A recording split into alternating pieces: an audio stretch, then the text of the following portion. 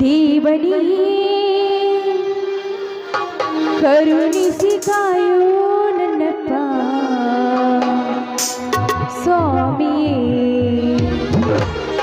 ಶ್ರೀ ಮಾರುತೇಶ್ವರ ನಾನಂಬಿ ಬಂದೆ ಓ ದೇವನಿಂದ ನಾನಂಬಿ ನಿಂತೆ ಕರುಣಿಸಿ ಕಾಯೋ ನನ್ನಪ್ಪ ದೇವನೇ ಕರುಣಿಸಿ ಕಾಯೋ ನನ್ನಪ್ಪ ಸ್ವಾಮಿಯೇ ಶ್ರೀ ಮಾರುತೇಶ್ವರ ನಾನಂಬಿ ಬಂದೆ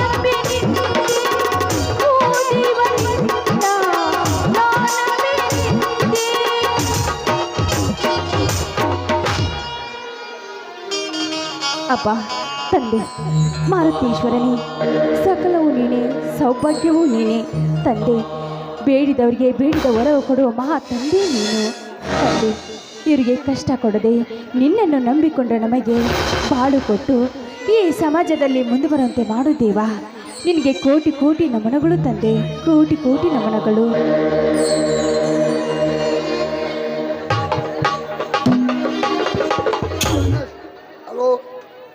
ಕನ್ನಡ ಕಳಾಭಿಮಾನಿಗಳೇ ಐತರಪ್ಪ ಗುಗ್ನಟ್ಟಿಗೆ 501 ರೂಪಾಯಿ ಕೊಟ್ಟಿರ್ತು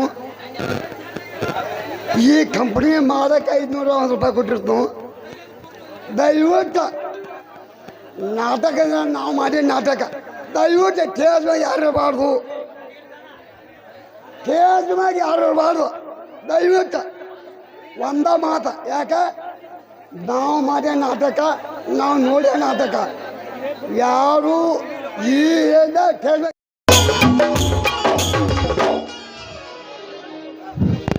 ಶಾಂತ ಕೃಷ್ಣ ನದಿ ಪವಿತ್ರ ನೀರಿನಿಂದ ಈ ತಾಯಿ ಚರಣ ಕಮಲ ತೊಳೆದು ಪೂಜಿಸಿ ಪುನೀತಳಾದೆಯಾ? ಬನ್ನಿ ಸ್ವಾಮಿ ನಾನು ಪುನೀತಳಾದೆ ಈ ಬಂಗ್ಲೆಯಲ್ಲಿ ಶೋಭಿಸುತ್ತಿರುವ ಆ ತಾಯಿಯನ್ನು ಪೂಜೆ ಮಾಡಿ ನಾನು ಸುಮಂಗ್ಲೆ ಆದೆ ನೀವು ಆತ ದೇವರಿಗೆ ನಮಸ್ಕರಿಸಿ ಪ್ರಸಾದ ತೆಗೆದು ಬನ್ನಿ ನೀವು ಪಾವನಾದಿರಿ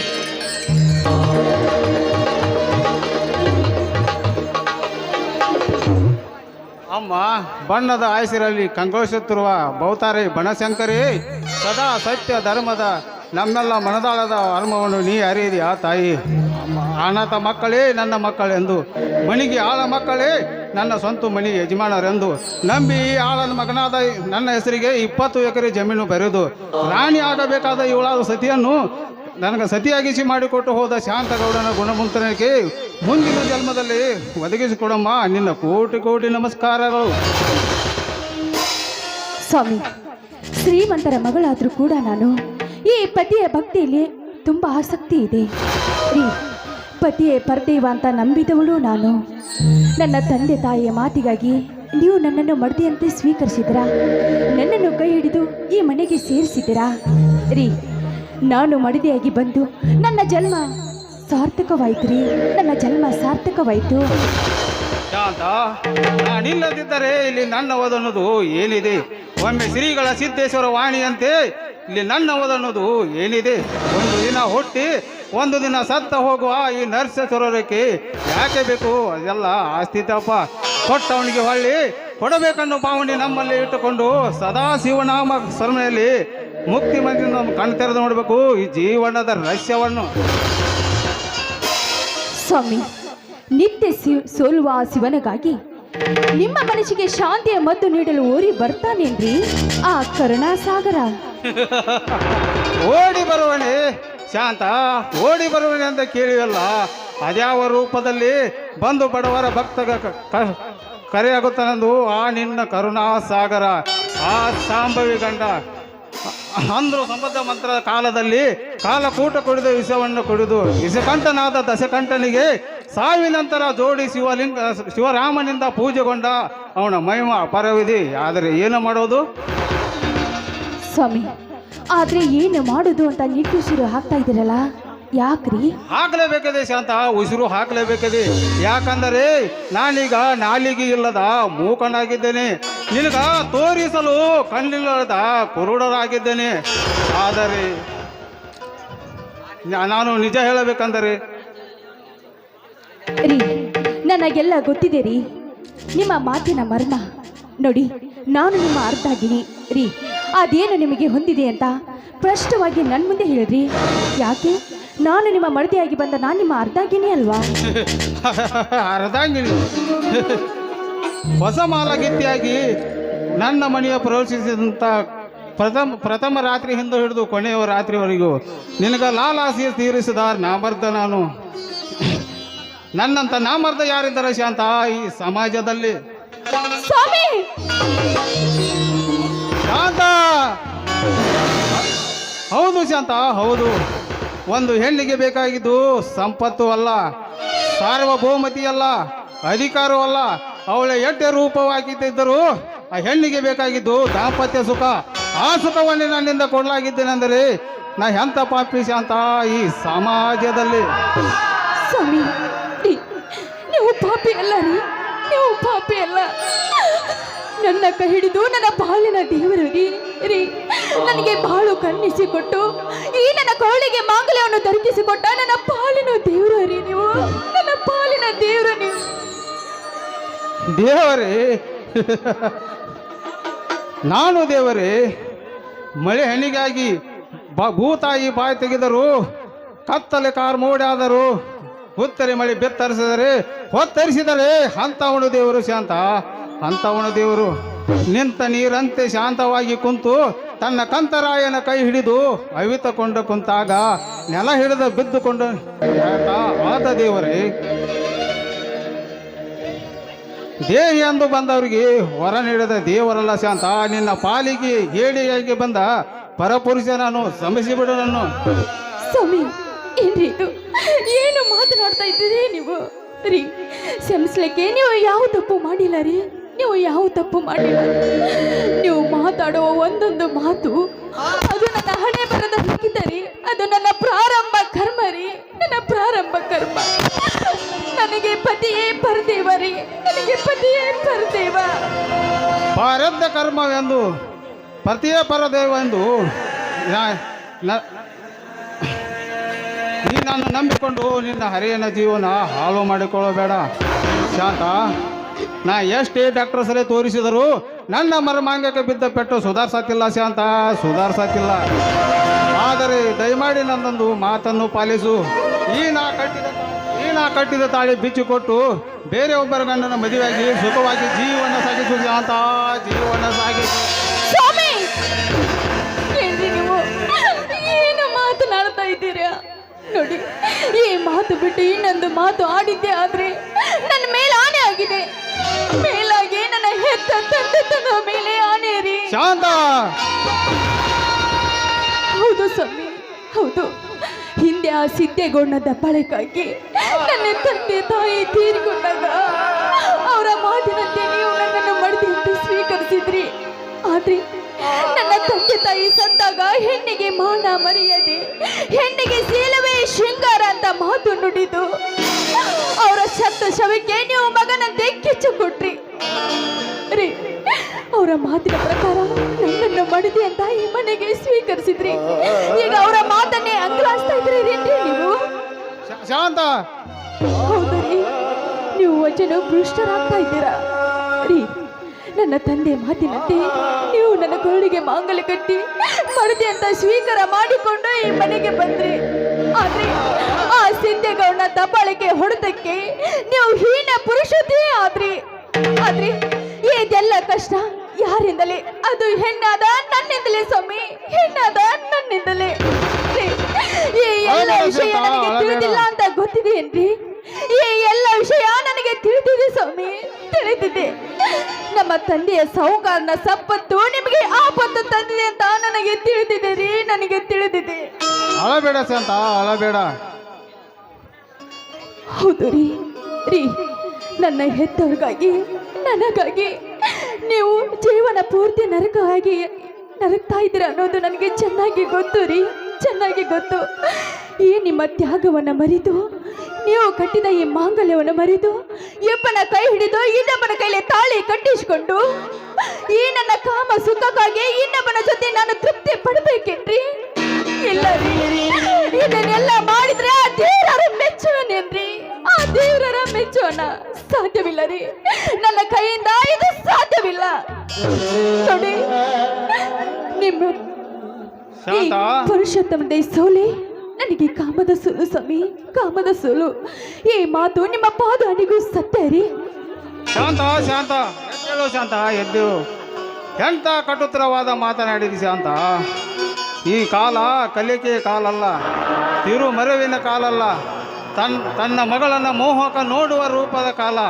ಅದು ನಿನ್ನಿಂದ ಸಾಧ್ಯವೇ? ಸ್ವಾಮಿ, ಸಾಧ್ಯವಾಗೋದನ್ನು ಸಾಧಿಸಿ ತೋರಿಸೋದೇ ಒಂದು ಹೆಣ್ಣಿನ ಧರ್ಮ ರೀ. ಈ ಮಾತು ಆ ಮಾರುತೇಶ್ವರ ಸಾಕ್ಷಿಗೂ ಸತ್ಯ, ಆ ಶಿವ ಪಾರ್ವತಿ ಸಾಕ್ಷಿಗೂ ಸತ್ಯ, ಇದು ನಿಮ್ಮ ಪಾದಾನಿಗೂ ಸತ್ಯ ರೀ. ಹಾಗಾದರೆ ನನ್ನ ಮಾನಸಿಕ ಪುರುಷತ್ವ ತನಕ ನಮ್ಮಿಬ್ಬರ ಬಿಟ್ಟು ಈ ವಿಷಯನ್ನು ಬೇರೆ ಯಾರಿಗೂ, ಇವ್ರ ಮಹಿಳೆಯರಿಗೂ ಗೊತ್ತಾಗಬಾರದು. ಯಾಕಂದರೆ ಪರಸ್ತ್ರೀಯರ ತಮ್ಮ ಕಾಮದಿಂದ ಹಸುರ ಸಮಾಜದಲ್ಲಿ ಸಿಂಗಾರವಾದ ಬಂಗಾರ ತರಬೇಕಾದರೆ ನೀನು ಸೂರರ ಸುಮಾಗದ ಭಾಗ್ಯದ ಕಣಿಯಾಗಿ ಬಾಳುತ್ತೇನೆಂದು ಮಾತು ಕೊಡು ರೀ. ಸತ್ಯವಾದ ಮಾತನ್ನೇ ಹೇಳಿದ್ದೀರಾ. ಸತಿ ಸಾವಿತ್ರಿ ಆ ಯಮನಿಂದ ವರದ ಪಡೆದಂತೆ ಹೆಣ್ಣಿಗೆ ಅಮೂಲ್ಯ ವಸ್ತು ಅಂದರೆ ಹೆಣ್ಣಿಗೆ ಶೀಲವೇ ಶೃಂಗಾರ ರೀ. ಈ ಮಾತನ್ನು ನಾನು ನಡೆಸಿಕೊಡದೆ ಹೋದರೆ ನನ್ನನ್ನು ನೀವು ಸತ್ಯ ಅಂತ ಹೇಳಬೇಡಿ, ಸತ್ಯ ಅಂತ ನನ್ನನ್ನು ಕರೆಯಬೇಡಿ.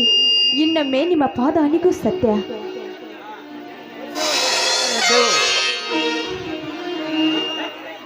ಮೆಚ್ಚಿದೆ ಶಾಂತ ಈ ನನ್ನ ಪ್ರತಿಭಕ್ತಿಗೆ ನೋಡಿ. ನಗು ಎಲ್ಲಿ ನಿನ್ನ ನಗುವಿನ ವರನೊಂದಿಗೆ ಹಾಡು ಬರೇ ಒಂದು ಸಿಹಿ ಮುತ್ತಿನ ಕಾಣಿಕೆಯನ್ನು ಆಗಲಿ, ನಿಮ್ಮ ಆಸೆ ಇಷ್ಟೇ ಆಗಲಿ.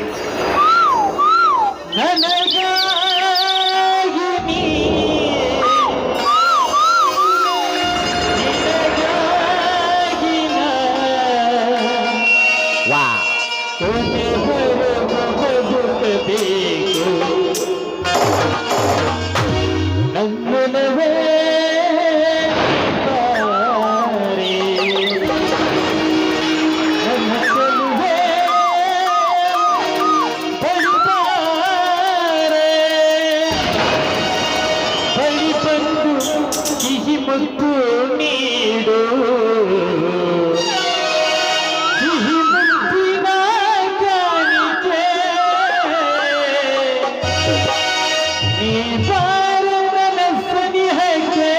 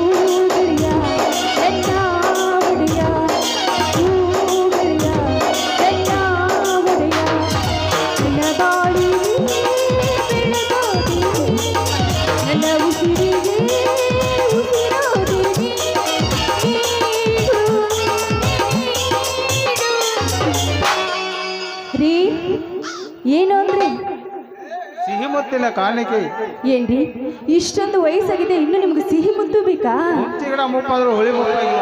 ಆಹಾ ಇಂಥ ಮಾತಿಗೇನು ಕಮ್ಮಿ ಇಲ್ಲ. ಹೋಗ್ರಿ, ಸಿಹಿ ಮುತ್ತು ಅಂದ್ರೆ ನಂಗೆ ತುಂಬಾ ನಾಚಿಕೆ ಆಗುತ್ತೆ ಕಣ್ರಿ. ಸಿಹಿ ಮುತ್ತಿನ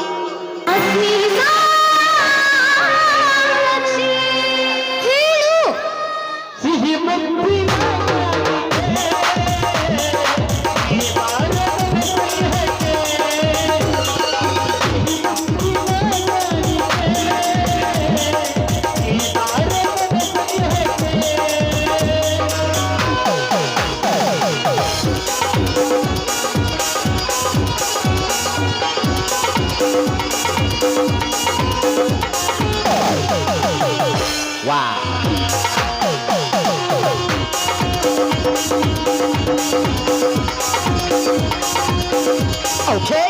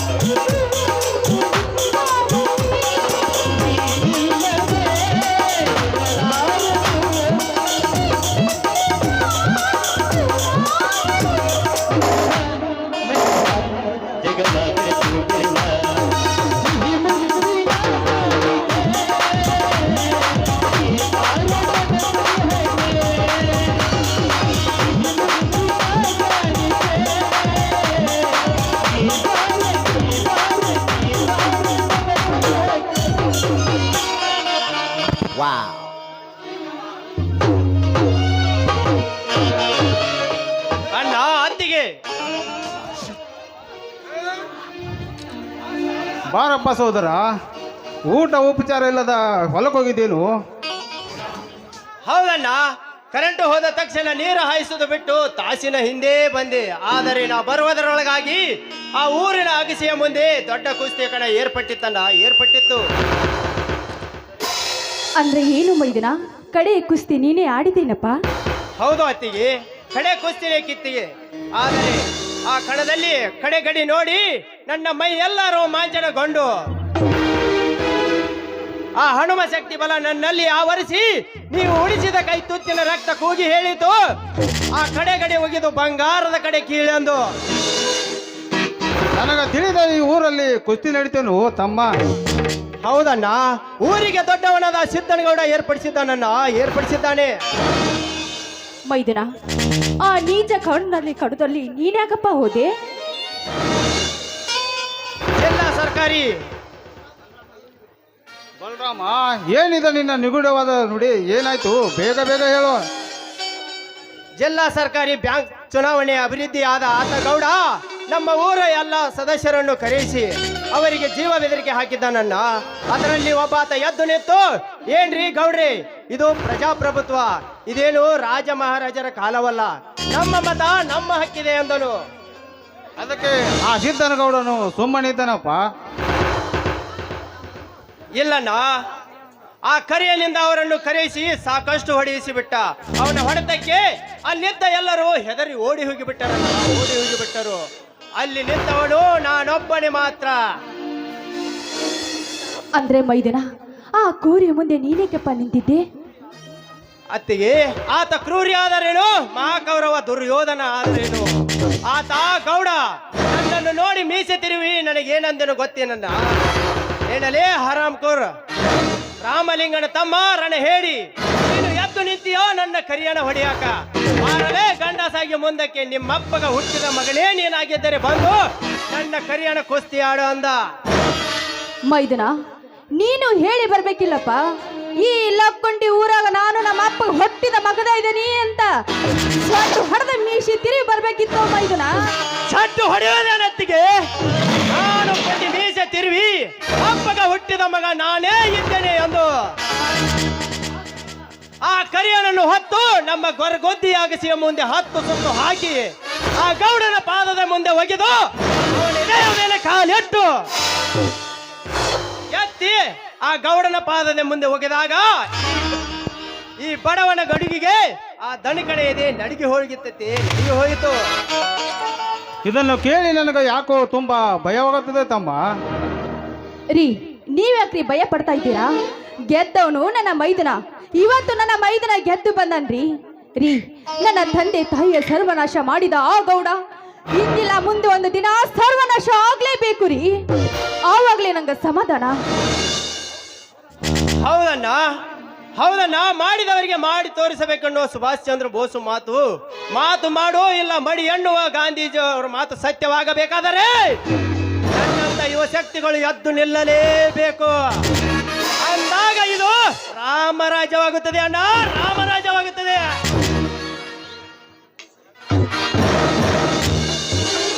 ಹೌದಣ್ಣ, ಅಣ್ಣನ ಮಾತಿನಲ್ಲಿ ಸತ್ಯಾಂಶ ಇದೆ ಅಣ್ಣ.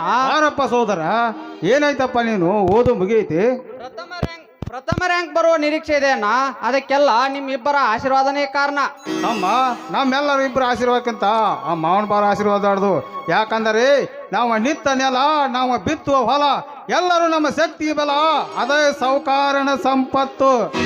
ಹೌದಣ್ಣ, ಪ್ರವೀಣರು ಪದೇ ಪದೇ ಇವರದೇ ಹೇಳುತ್ತಾರೆ, ಇವರು ನಮ್ಮ ಅತ್ತಿಗೆ ತಂದೆಯವರಂತೆ, ಈ ನಾಡಿನ ದೇವರಾಗಿದ್ದರಂತೆ. ಹೌದೇ ಅಣ್ಣ?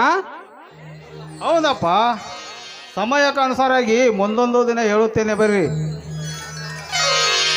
ಅಂಥವರ ಮಗಳಾದ ನಮ್ಮ ಅತ್ತಿಗೆ ಪುಣ್ಯವಂತಿಯೇ ಸರಿ. ಅದನ್ನು ನನ್ನ ಬಾಯಿಂದ ಹೇಳಲಾರದು. ಬರ್ರಿ, ಎಲ್ಲರೂ ಸೇರಿ ಹಾಡಿ ಕುಣಿಯೋಣ.